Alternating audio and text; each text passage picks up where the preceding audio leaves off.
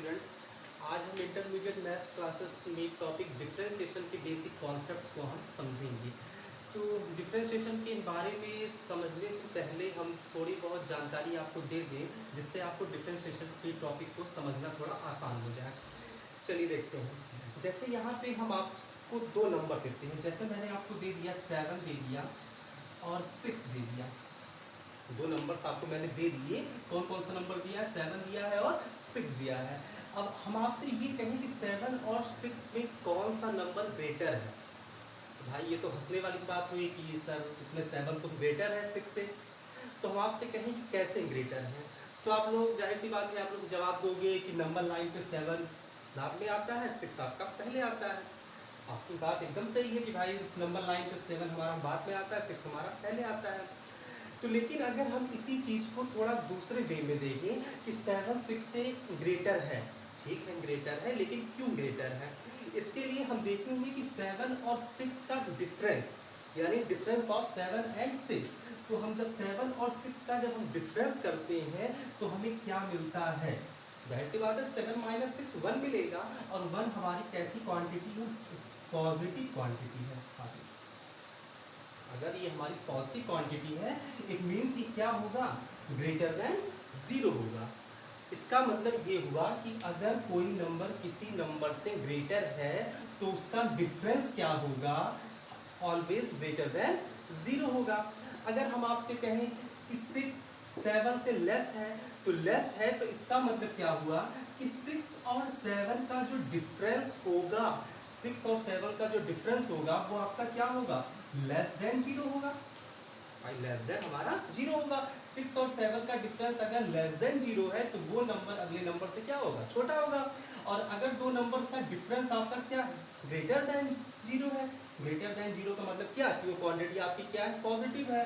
तो it means कि वो नंबर दूसरे नंबर से क्या होगा? ग्रेटर होगा। अगर हम आपसे कहें कि 7 और 7 इन दोनों में क्या रिलेशन है, तो आप क्या कहोगे कि दोनों नंबर बराबर होंगे भाई। तो बराबर होंगे इसका मतलब क्या हुआ कि 7 और 7 का डिफरेंस क्या होगा? 0 होगा। तो यानी यहाँ पे तीन कॉन्सेप्ट हमको ये मिले कि अगर कोई नंबर किसी नंबर से ग्रेटर है तो उनका डिफरेंस क्या होगा? ऑलवेज ग्रेटर देन 0 होगा। कोई नंबर किसी नंबर से अगर छोटा है तो इसका मतलब उसका डिफरेंस, उन दोनों नंबर्स का डिफरेंस क्या होगा भाई? उन दोनों का नंबर का डिफरेंस ऑलवेज लेस देन 0 होगा। कोई नंबर किसी नंबर के क्या है? बराबर है, तो उन दोनों का डिफरेंस क्या होगा? ऑलवेज 0 होगा। इतनी बात आपको समझ में आ गई। अगर कोई आपसे कहे कि इन दोनों नंबर्स में क्या रिलेशन है, क्या है, तो आप क्या बताओगे? जैसे हम आपसे कहें कि इन दोनों नंबर्स में कौन सा नंबर आपका बड़ा है, तो आप क्या बताओगे कि ये नंबर बड़ा है। क्यों बड़ा है? तो आप क्या बताओगे इस चीज को? क्योंकि दोनों का डिफरेंस हमें क्या मिल रहा है? ग्रेटर देन 0 मिल रहा है। अगर ग्रेटर देन 0 मिलेगा तो ये नंबर इस नंबर से क्या होगा? बड़ा होगा। इतनी बात आपको समझ में आ गई। अब हम यहाँ पे डिफरेंशिएशन के बेसिक कॉन्सेप्ट को समझेंगे कि डिफरेंशिएशन आखिर होता क्या है। इसके लिए हमने यहाँ पे 3 ग्राफ आपके सामने दिए हुए हैं। अब इन 3 ग्राफ को हम देखेंगे कि आखिर ये 3 ग्राफ है क्या। 3 ग्राफ आप दिखाई दे रहे हैं, आपको पता है ये कौन सी एक्सिस है? ये एक्स एक्सिस है, ये वाई एक्सिस है। ये भी आपकी क्या हो गई? एक्स एक्सिस हो गई। ये हमारी वाई एक्सिस हो गई। ये भी हमारी एक्स एक्सिस और ये वाई एक्सिस हो गई। ठीक है, आपने एक्सिस को, ये जो आपके एक्सिस है, आपने इसको क्लास 9th और 10th में देखा होगा। ये आपका एक्स एक्सिस होती है, वाई एक्सिस होती है। ठीक है, यहाँ पे अगर हम यहाँ पे देखिए, अगर इस पॉइंट को हम कह दें, नाम दे दें A, और इसका कोऑर्डिनेट आपको बता दिया जाए x1, y1। यहाँ पे दूसरा पॉइंट हम ले लेते हैं B, और इसका कोऑर्डिनेट कह देते हैं x2, y2। सेम एज यहाँ पे इस पॉइंट को क्या कह देते हैं? A कह देते हैं। इसका कोऑर्डिनेट कितना हो जाएगा? x1, y1 हो जाएगा। यहाँ पे दूसरा कोऑर्डिनेट क्या ले लेते हैं? B, इसका भी कोऑर्डिनेट कितना हो जाएगा? x2, y2 हो जाएगा। सेम एज यहाँ पे ए पॉइंट ले लेते हैं, इसका कोऑर्डिनेट x1, y1। यहाँ पे बी पॉइंट ले लेते हैं, इसका कोऑर्डिनेट x2, y2। इतनी बातें आपको समझ में आ गई। चलिए सबसे पहले इसको देखते हैं। यहाँ पे अगर ये आपका ओरिजिन O है, तो इस पॉइंट को अगर हम कहें P एज्यूम कर लें, और इस पॉइंट को यहाँ पे Q एज्यूम कर लें। ठीक है, तो OP की डिस्टेंस आपकी कितनी होगी? जाहिर सी बात है x1 है, तो यहाँ से यहाँ तक की डिस्टेंस हमारी कितनी होगी? x1 होगी। OQ की डिस्टेंस हमारी कितनी होगी, x2 होगी, यानी यहाँ से लेके यहाँ तक OQ की डिस्टेंस हमारी कितनी होगी, x2 हो गई। अब AP की डिस्टेंस हमारी क्या होगी, y एक्सिस पे वर्टिकल है, तो यानी इसकी डिस्टेंस आपकी कितनी हो जाएगी, y1 हो जाएगी, और BQ की डिस्टेंस हमारी कितनी हो जाएगी, y2 हो जाएगी। इतनी बातें आपको क्लियर है, ठीक है। यहाँ पे देखते हैं, तो ये भी अगर ओरिजिन O है, ये पॉइंट P है, तो यहाँ से यहाँ तक की डिस्टेंस कितनी हो जाएगी, x1 हो जाएगी आपकी, होगी कि नहीं होगी। अगर इस पॉइंट को अगर हम Q कह देते हैं, तो OQ की डिस्टेंस हमारी कितनी हो जाएगी, x2 हो जाएगी, ठीक है। सेम एज यहाँ पे ये डिस्टेंस आप कितनी हो जाएगी, y1 हो जाएगी, और ये डिस्टेंस हमारी कितनी हो जाएगी, y2 हो जाएगी, ठीक है।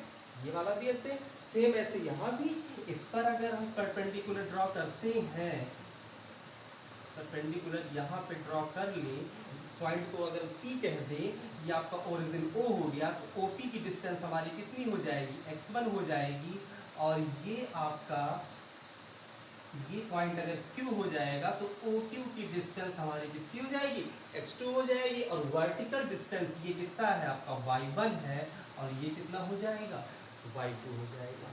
अब आप इस ग्राफ को देखें, सबसे पहले इस ग्राफ को हम देखते हैं, तो यहाँ पे आप देख रहे हो कि ये OP की डिस्टेंस हमारी कितनी है, x1 है, और OQ की डिस्टेंस हमारी कितनी है, x2 है।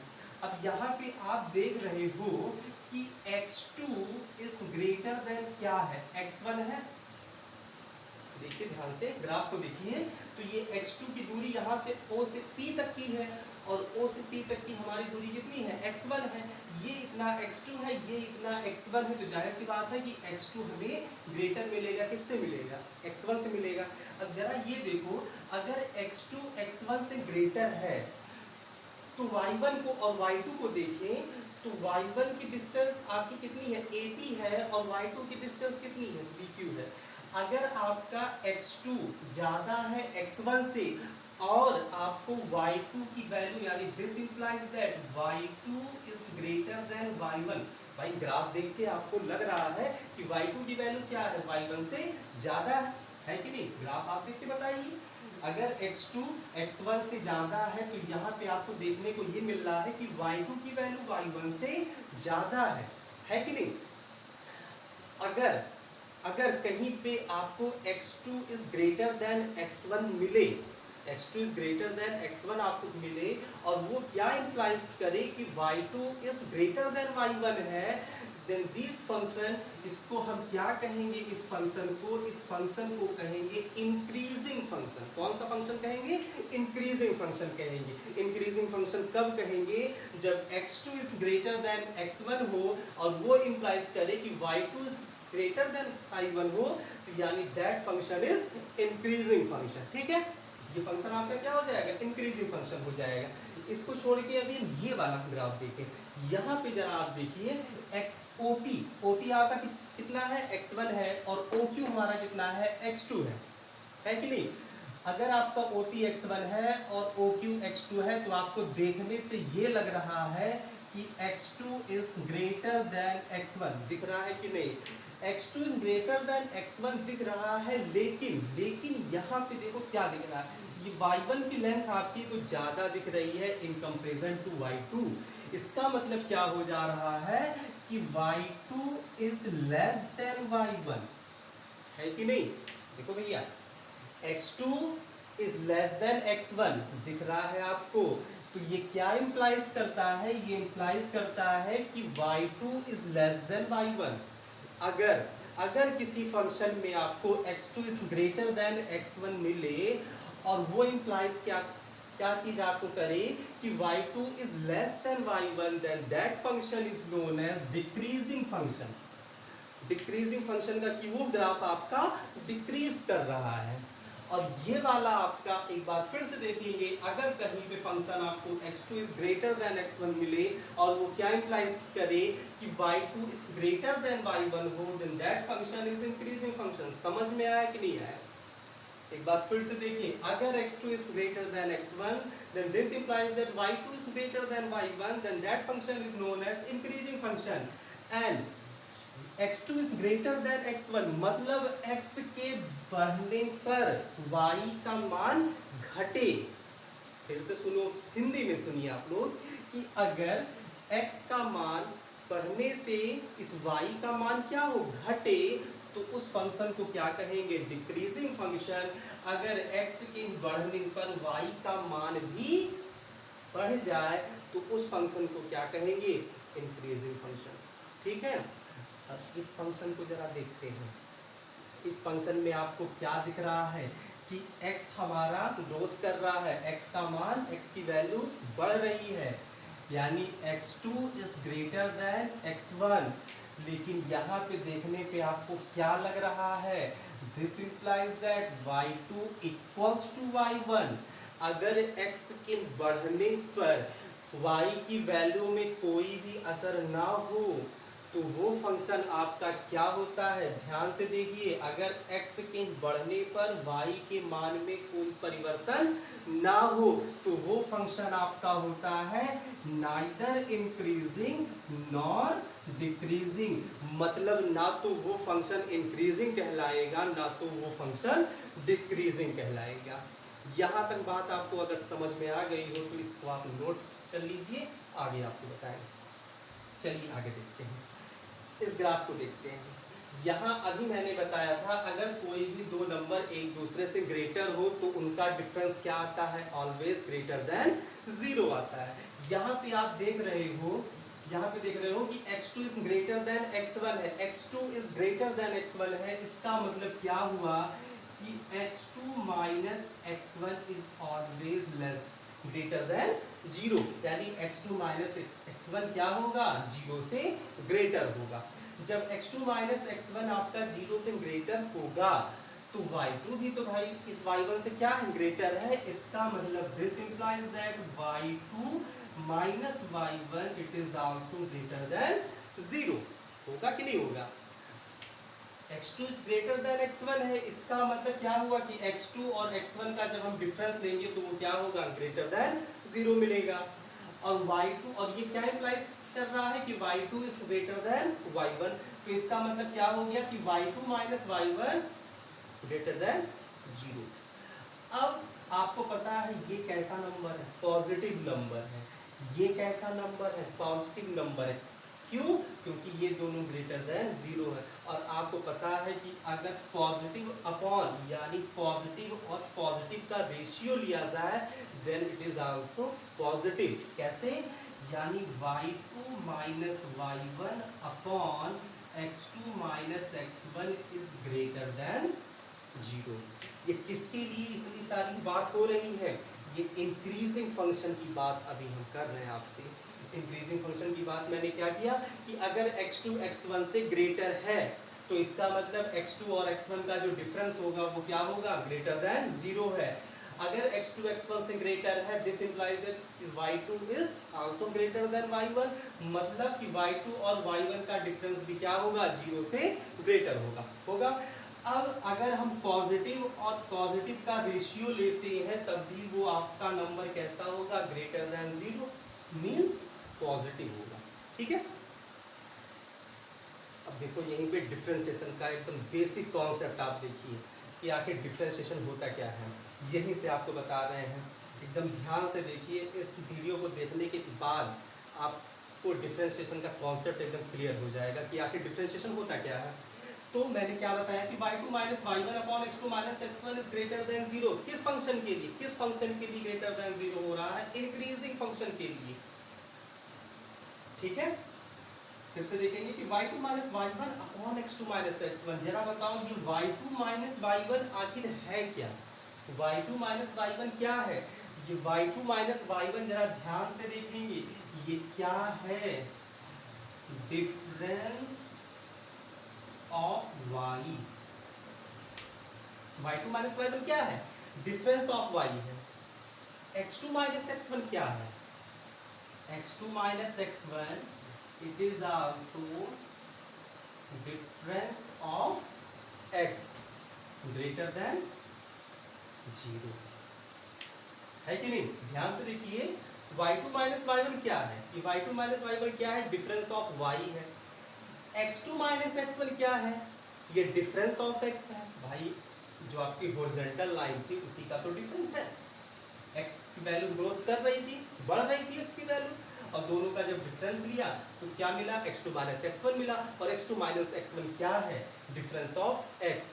y2 माइनस y1 क्या है? Difference of y। कुछ बातें आपको क्लियर हो रही होंगी कि आखिर dy बाई डी एक्स क्या बन रहा है, क्या होता है dy by D x. Difference of y upon difference of x, difference का क्या ले लें? d ले लें, बाकी तो y है ही, क्या बन जाएगा? dy। डिफरेंस ऑफ x में डिफरेंस का d ले लिया, क्या लिखा है? x, क्या बन गया? dx। यानी यही आपको क्या मिल जाएगा? यही हमें मिल जाएगा कि dy by dx। dy by dx मतलब क्या है? कि वर्टिकल लाइन का डिफरेंस। dy मतलब डिफरेंस ऑफ, dy मतलब क्या? Difference of y। dx का मतलब क्या? Difference of x। Difference of y upon difference of x is greater than 0। इसका मतलब dy by dx is greater than 0। किसके लिए 0? इंक्रीजिंग फंक्शन के लिए ग्रेटर देन 0। इसका मतलब क्या हुआ? अगर कोई फंक्शन आपका इंक्रीजिंग फंक्शन है, then the difference of y upon difference of x is always greater than 0। बात आपको समझ में आ गई होगी, क्लियर हो गई होगी कि आखिर ये dy बाई डी एक्स होता क्या है। dy बाई डी एक्स कुछ नहीं होता है मेरे भाई, dy बाई डी एक्स क्या होता है? Difference of y upon difference of x greater than 0। किसके लिए ग्रेटर देन 0? इंक्रीजिंग फंक्शन के लिए ग्रेटर देन 0। और सेम एज अगर हम डिक्रीजिंग फंक्शन की बात हम करते हैं, तो डिक्रीजिंग फंक्शन की बात अगर यहाँ पे हम करें, ध्यान से देखिएगा, डिक्रीजिंग फंक्शन के लिए x2 is greater then x1, मतलब मैंने भी क्या बताया कि x की वैल्यू अगर बढ़े तो y की वैल्यू घटे, तो वो फंक्शन आपका क्या होता है? डिक्रीजिंग फंक्शन होता है। तो यानी अगर x2 is greater then x1 है तो क्या होना चाहिए? कि x2 minus x1 is greater than 0। Greater than 0 का मतलब क्या? कि वो नंबर आपका कैसा हो? पॉजिटिव हो। यहाँ देखो, अगर x2 is greater then x1 है तो इसका मतलब यहाँ पे क्या इंप्लाइज हुआ? कि y2 is less than y1। अगर y2 is less than y1 है, then the difference of y2 minus y1, difference of y2 and y1 is less than 0। होगा कि नहीं होगा मेरे भाई? जरा देख के बताओ। अगर x2 is greater than x1 है तो मैंने बताया कि difference of x आपको क्या मिलना चाहिए? greater than 0। अगर y2 is less than y1 है, इसका मतलब difference of y आपको क्या मिलना चाहिए? less than 0। less than 0 का मतलब क्या होता है? कि वो नंबर, उसका डिफरेंस कैसा मिलेगा? नेगेटिव मिलेगा। अब बात को ध्यान से देखेंगे, अगर हम नेगेटिव और पॉजिटिव का रेशियो लेते हैं तो वो क्वांटिटी कैसे मिलेगी? जरा आप सोच के बताओ। अगर हम नेगेटिव और पॉजिटिव का रेशियो लेंगे तो वो क्वांटिटी हमें कैसे मिलेगी? जाहिर सी बात है भाई, अगर हम माइनस और प्लस का रेशियो लेंगे तो वो हमें वो क्वांटिटी कैसे मिलेगी? माइनस ही मिलेगी, नेगेटिव ही मिलेगी। इसका मतलब अगर नेगेटिव और पॉजिटिव का रेशियो ले लेंगे तो वो वैल्यू कैसे मिलेगी? नेगेटिव मिलेगी। नेगेटिव का मतलब क्या है? कि वो वैल्यू हमें लेस देन 0 मिलेगी। तो इसका मतलब क्या हो गया? कि y2 minus y1 upon x2 minus x1 is less then 0। मिलेगा कि नहीं मिलेगा? y2 minus y1 upon x2 minus x1 क्या मिलेगा? Less than 0। क्यों मिलेगा? क्योंकि y2 माइनस y1 क्या है? लेस देन 0 है, और x2 माइनस x1 क्या है? ग्रेटर देन 0 है। और नेगेटिव और पॉजिटिव का जब रेशियो लेते हैं तो वो कैसा मिलता है? नेगेटिव क्वांटिटी मिलती है। और नेगेटिव क्वांटिटी कैसे होती है? 0 से लेस होती है। फिर से वही कहानी आ गई मेरे भैया कि y2 माइनस y1 क्या है? Difference of y। क्या है? Difference of y। क्या है वो? Difference of y upon x2 minus x1 क्या है? x2 माइनस x1 क्या है? डिफरेंस ऑफ x है। यानी इसको क्या लिखेंगे? Difference of x is less then 0। किसके लिए लेस देन 0? डिक्रीजिंग फंक्शन के लिए लेस देन 0। बात समझ में आई? डिक्रीजिंग फंक्शन के लिए क्या? Less than 0। Difference of y क्या है? dy है। डिफरेंस ऑफ x का मतलब क्या? मैंने क्या कहा कि डिफरेंस का d लेंगे, तो difference of y dy। Difference of x dx is less then 0। बात आपको समझ में आ गई होगी। अगर कोई फंक्शन इंक्रीजिंग है तो इंक्रीजिंग फंक्शन के लिए difference of y upon difference of x क्या होना चाहिए? ग्रेटर देन 0 होना चाहिए। Means dy by D x. dy by D x किसी चिड़िया का नाम नहीं है कि डिफरेंशिएशन देखते ही आप लोग डर जाते हो कि आखिर dy बाई डी एक्स आ रहा है। dy बाई डी एक्स कुछ नहीं है। dy बाई डी एक्स क्या है? Difference of y upon difference of x। ठीक है, तो इंक्रीजिंग फंक्शन के लिए dy बाई डी एक्स क्या होना चाहिए? Greater than 0। डिक्रीजिंग फंक्शन के लिए क्या होना चाहिए? dy by D x less than 0 होना चाहिए। बात आती है इसकी नाइदर इंक्रीजिंग नॉट डिक्रीजिंग। इसका दिमाग आप खुद लगाएंगे कि इसके लिए dy बाई डी एक्स क्या होना चाहिए। आप इसको देख के कि दोनों अगर आपको समझ में आ गया होगा तो आप इसको भी दिमाग इस पे लगाइएगा कि नाइदर इंक्रीजिंग नॉट डिक्रीजिंग के लिए क्या होना चाहिए। मैंने आपको बता दिया यहाँ पे, अगर x के बढ़ने के साथ साथ y के मान में कोई परिवर्तन ना हो, x के बढ़ने के साथ साथ y के मान में कोई परिवर्तन ना हो तो वो फंक्शन आपका नाइदर इंक्रीजिंग नॉट डिक्रीजिंग होता है। तो इसका मतलब यहाँ से तो आपको x2 minus x1 is greater than 0 तो मिल जाएगा। यहाँ पे किस चीज़ का सिंबल लगा हुआ है? इक्वल का। और मैंने अभी बताया अगर दो नंबर्स आपके बराबर होते हैं तो उनका डिफरेंस क्या होता है? 0 के बराबर होता है। उनका डिफरेंस क्या होता है? 0 के बराबर।